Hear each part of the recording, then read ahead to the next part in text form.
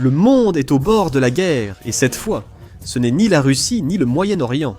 Un nouveau bras de fer se prépare, qui pourrait faire des millions de morts, dévaster les marchés mondiaux et paralyser le commerce.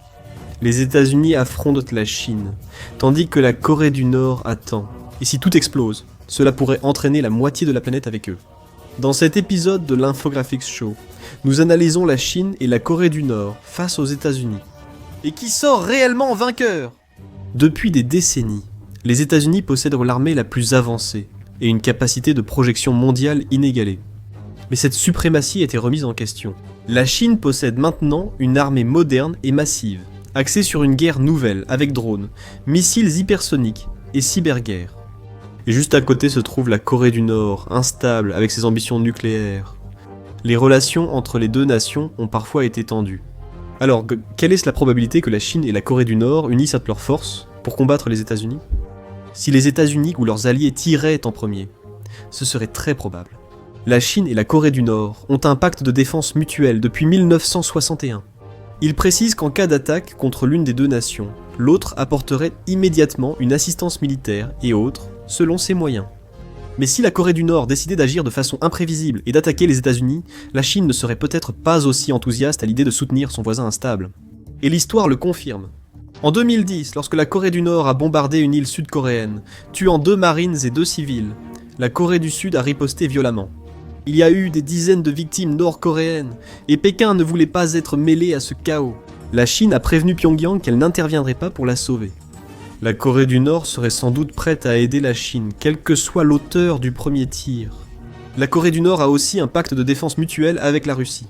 Selon cet accord, si une nation est attaquée, l'autre doit intervenir, je cite. « Tous les moyens à sa disposition sans délai pour fournir une assistance militaire et autres. » Lors de l'invasion de l'Ukraine par la Russie, la Corée du Nord aurait envoyé des systèmes d'artillerie, des missiles et même environ 10 000 soldats, officiellement, pour contrer une avancée ukrainienne dans la région de Koursk, Russie, en 2023-2024. C'était l'un des soutiens militaires les plus directs de Pyongyang à Moscou depuis des décennies. Les États-Unis ont des accords de défense collective avec 6 pays d'Asie-Pacifique. Corée du Sud, Japon, Australie, Nouvelle-Zélande, Thaïlande et Philippines. Ils ont aussi des accords de défense mutuelle avec plusieurs pays d'Amérique centrale, du Sud et des Caraïbes, via le traité de Rio de 1947. Et puis il y a l'article 5 de l'OTAN, qui stipule essentiellement qu'une attaque contre un membre de l'Alliance est considérée comme une attaque contre tous. L'article 5 a été invoqué une seule fois, à la suite des attentats du 11 septembre en 2001. Si la Chine et la Corée du Nord attaquaient les États-Unis, ce serait la 2e fois que cette disposition serait invoquée. Cela testerait aussitôt un réseau de traités de défense pouvant transformer un conflit régional en guerre mondiale. Mais restons-en à la comparaison des forces armées de ces pays. La Chine et la Corée du Nord ont un net avantage en main-d'œuvre.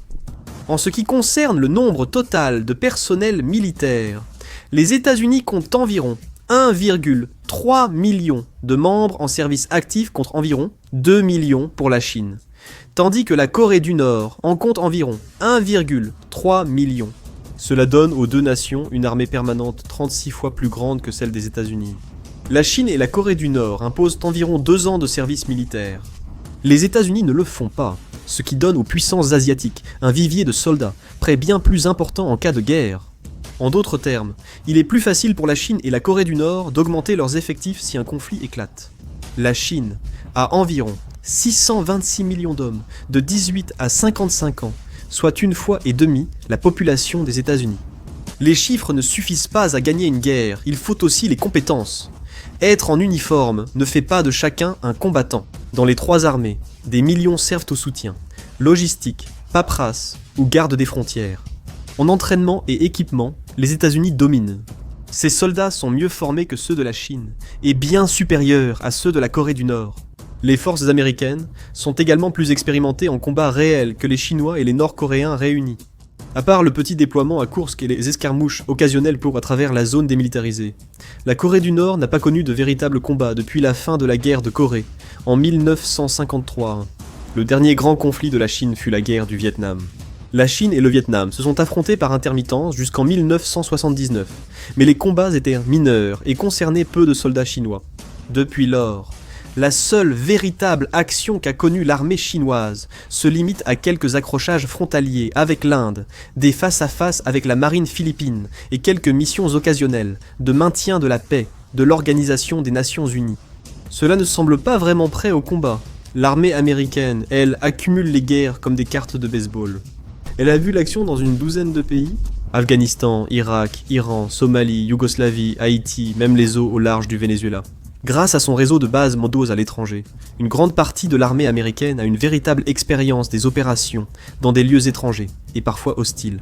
Elle possède au moins 128 bases réparties dans 49 pays à travers le monde. La Chine n'en possède qu'une seule, le port de Dorley à Djibouti, en Afrique de l'Est.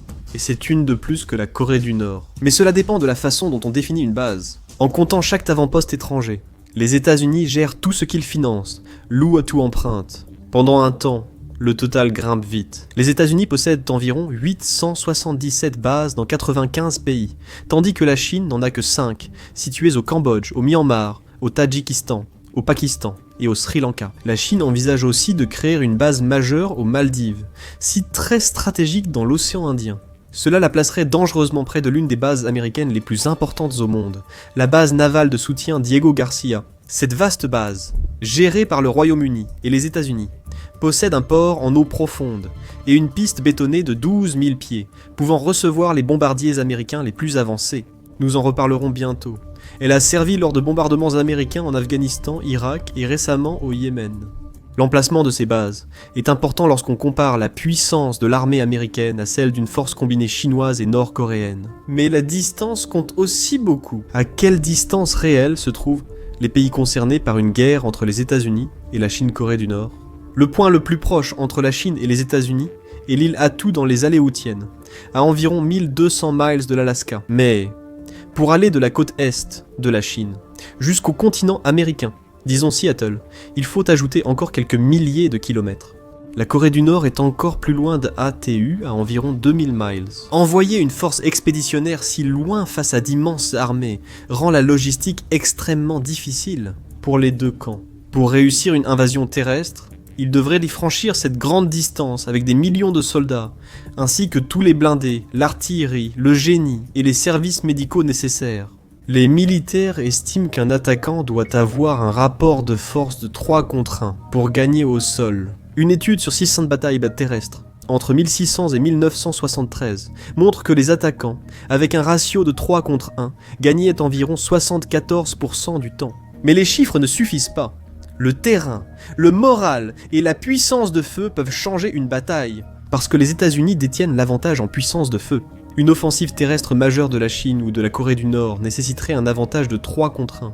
Et cela signifie rassembler environ 3 millions de soldats, soit plus de la moitié de leurs effectifs combinés. Ensuite, ils devraient transporter soldats, équipements, chars, munitions, drones et matériel de surveillance à travers le Pacifique sans rompre la logistique, rendant une invasion très improbable. Cela requiert des capacités logistiques que Chinois et Nord-Coréens n'ont pas.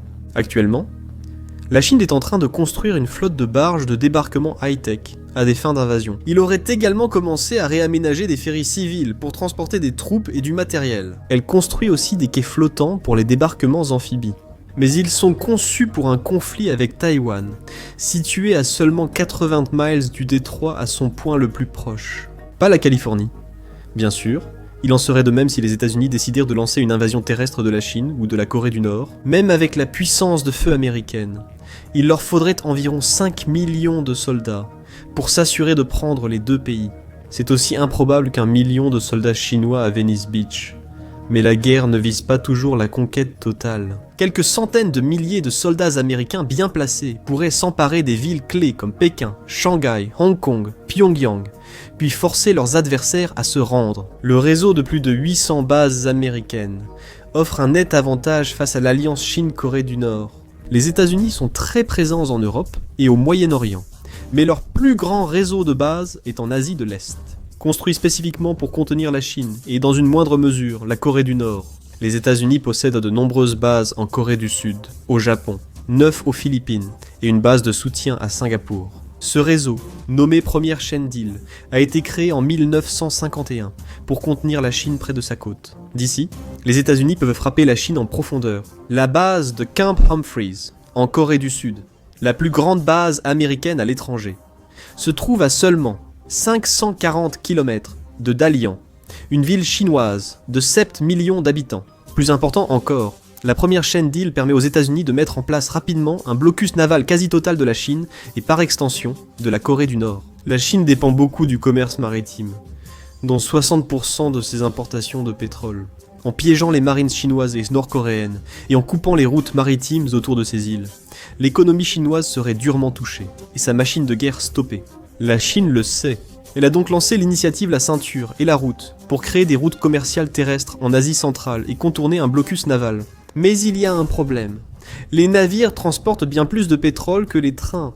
Un blocus réel étoufferait vite l'économie chinoise. Et la mauvaise nouvelle pour la Chine, c'est que les États-Unis ont également créé un deuxième cercle de base autour de la Chine et sont en train de finaliser un troisième.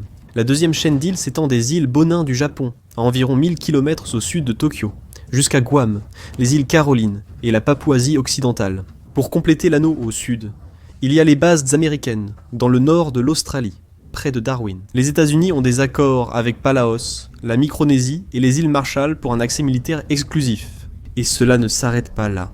Une nouvelle base est prévue en Micronésie, ainsi qu'un radar de pointe à Palaos. La troisième chaîne d'îles va des Aléoutiennes en Alaska à Hawaï, puis descend vers les Fidji et la Nouvelle-Zélande. Ajoutez-la aux deux autres, et vous obtenez 3 anneaux défensifs offrant aux États-Unis un grand avantage sur la Chine et la Corée du Nord, avec l'appui de la Corée du Sud, du Japon et des Philippines. Les États-Unis pourraient utiliser ces bases pour bloquer les routes maritimes chinoises, couper le commerce, ruiner l'économie chinoise et maintenir la guerre proche des côtes de la Chine. Ces bases permettent également aux États-Unis de déployer et de disperser leurs forces, réduisant ainsi le risque de tout perdre à la suite d'une seule frappe de missile. Les troupes et le matériel peuvent s'accumuler discrètement dans la région sans alerter la Chine, grâce aux drones, aux satellites et aux avions espions. L'ère des attaques surprises est essentiellement révolue. Les États-Unis gardent les meilleurs yeux dans le ciel, mais la Chine rattrape vite. Ils ont lancé de nouveaux satellites et radars détectant presque instantanément les grands mouvements américains. Mais l'Amérique pourrait rapprocher ses troupes sous couvert d'exercices d'entraînement. Gagner du temps, avant que Pékin ne se rende compte que la Chine et la Corée du Nord n'ont pas ce luxe. Tout mouvement majeur vers les États-Unis serait détecté par radar avant même de quitter le port. Ces anneaux permettent aux États-Unis de déployer leurs plus grosses armes aux portes de la Chine et de la Corée du Nord, là où l'Amérique domine dans les airs et en mer. Bien sûr, l'industrie navale américaine a beaucoup reculé face à la Chine ces dernières décennies. La Chine compte des centaines de chantiers navals actifs, dont au moins 35 construisent des navires pour sa marine. En comparaison, les États-Unis n'en ont que quelques-uns. Et par conséquent, la Chine a déjà dépassé les États-Unis en nombre de navires. Elle produit aussi son destroyer Type 52D en presque 2 fois moins de temps que les États-Unis pour un Harley Burke. 16 ans contre 3 ans. Cependant, encore une fois, les chiffres bruts ne donnent pas toute l'image. La Chine et la Corée du Nord, réunies, dépasseraient la marine américaine en nombre de navires, mais celle-ci dispose de bâtiments plus grands et puissants. La marine américaine était prête pour des missions expéditionnaires, alors que la Chine et la Corée du Nord privilégient la défense côtière. La marine nord-coréenne est très modeste, surtout face à celle des États-Unis ou de la Chine. Elle compte environ 207 navires, dont 155 patrouilleurs, et 13 sous-marins surtout de l'époque soviétique. Elle peut opposer une certaine résistance pour défendre ses côtes, mais si elle affrontait la flotte américaine, elle serait probablement décimée très rapidement. La marine chinoise est une toute autre affaire, du moins à l'intérieur de la première chaîne d'îles. La marine chinoise dispose de 3 porte-avions, dont un à catapulte électromagnétique, et de 4 porte-hélicoptères. Les États-Unis possèdent 11 porte-avions et 4 porte-hélicoptères équivalents. Sous les vagues, les États-Unis dominent. Elle possède environ 70 sous-marins, à propulsion nucléaire contre 60 pour la Chine, dont la plupart sont des reliques de la guerre froide. Les États-Unis comptent 80 destroyers, la Chine 50. La Chine a plus de petits beaux navires, dont 72 corvettes, mais les navires américains sont plus grands, robustes et bien plus puissants. Donc, si les États-Unis concentraient assez de puissance navale dans la région, ils gagneraient presque sûrement une longue guerre maritime d'usure. Avec la plus puissante force aérienne du monde en soutien, celle de la Corée du Nord reste minuscule face aux États-Unis ou à la Chine. La plupart de ces avions sont des modèles soviétiques vieillissants datant de la guerre froide. Elle possède environ 368 chasseurs, 114 avions et 20 hélicoptères d'attaque, mais seulement la moitié serait réellement opérationnelle. Pendant ce temps, la force aérienne chinoise constitue un défi bien plus sérieux, car elle est immense. Plus de 1200 chasseurs, des avions d'attaque, hélicoptères et ravitailleurs, dont environ 75% prêts à intervenir. Bien que beaucoup de ces avions datent de la guerre froide, la flotte se modernise rapidement. Les nouveaux JD-J-35 et les furtifs J-20 rejoignent la flotte, chacun équipé d'armes de précision high-tech. Malgré cela, les États-Unis conservent toujours un avantage sérieux dans les airs. Les États-Unis possèdent plus de 13 000 appareils, contre 3 300 pour la Chine. Cela comprend près de 1800 avions de chasse, 1000 hélicoptères d'attaque et plus de 900 avions de transport. La flotte, majoritairement moderne et high-tech, inclut des F-16, modernisés des F-35 furtifs, ainsi que les célèbres bombardiers B-52 et B-2 Spirit. En termes de puissance de feu pur, l'États-Unis Air Force a l'avantage, et cet écart ne fait que s'accentuer lors d'un conflit prolongé. Les États-Unis possèdent environ 605 avions ravitailleurs, permettant à leurs chasseurs de voler plus longtemps, frapper plus fort et attaquer plus souvent que la Chine. Grâce aux avantages américains et à la complexité logistique d'une invasion terrestre, le conflit débuterait probablement dans les airs et en mer. Des missiles et drones pilonneraient les défenses, bases aériennes, navires, centres de commandement et sites nucléaires chinois. La Chine et la Corée du Nord ne resteraient pas les bras croisés. Elles riposteraient rapidement avec des missiles ou même une frappe préventive de leur propre chef. Et c'est là que tout commence à dégénérer. Il est difficile de connaître précisément le nombre de drones et de missiles de chaque camp, mais la Chine et la Corée du Nord ont sans doute l'avantage numérique. Le président directeur général de NVIDIA, Jensen Huang, affirme que la Chine n'a que quelques nanosecondes de retard sur les États-Unis dans la majorité des technologies avancées, y compris l'armement.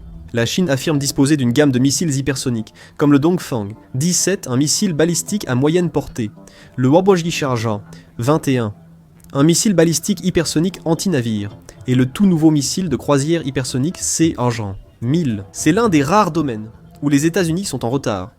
Ils testent seulement leur premier des missiles hypersoniques. Personne ne sait comment le Patriot ou le Terminal High Altitude Area Defense réagirait à des missiles dépassant Mach 5 et capables de manœuvrer en vol.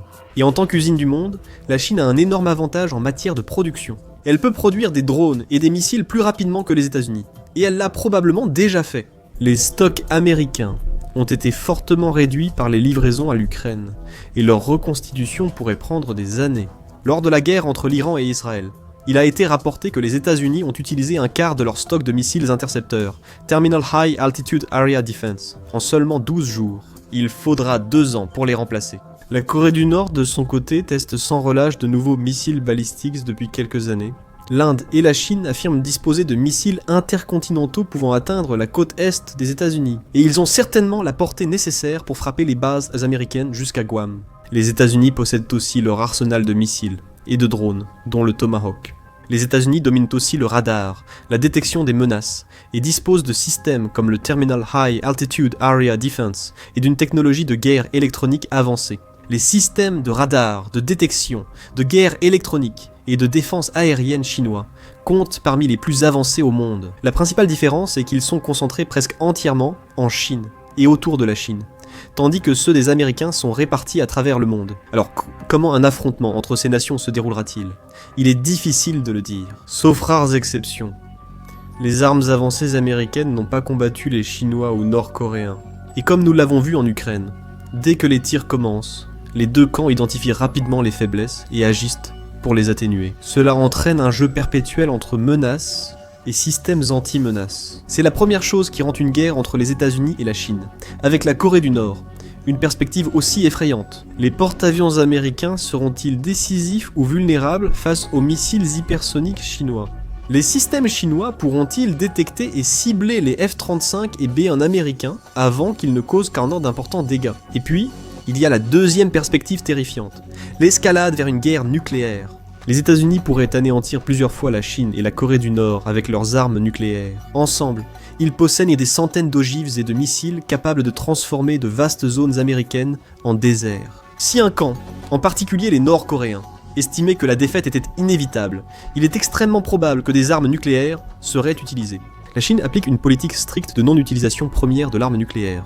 Autrement dit, elle n'utilisera des armes nucléaires qu'en cas d'attaque préalable. Si on attaque, la Chine peut riposter pour dissuader une seconde attaque. La Chine ne devrait donc pas lancer la première ogive nucléaire. Mais si les bases, navires et avions américains étaient touchés par des missiles chinois, la doctrine de première frappe de Washington pourrait rapidement mener à l'usage d'armes nucléaires tactiques. Et si cela arrivait, tout serait possible. En matière de puissance militaire, la Chine montre clairement ses muscles, mais les ambitions de Pékin vont bien au-delà des chiffres. Regardez le plan de la Chine pour la Troisième Guerre mondiale afin de voir comment elle se prépare au prochain conflit mondial, ou cliquez plutôt sur cette vidéo.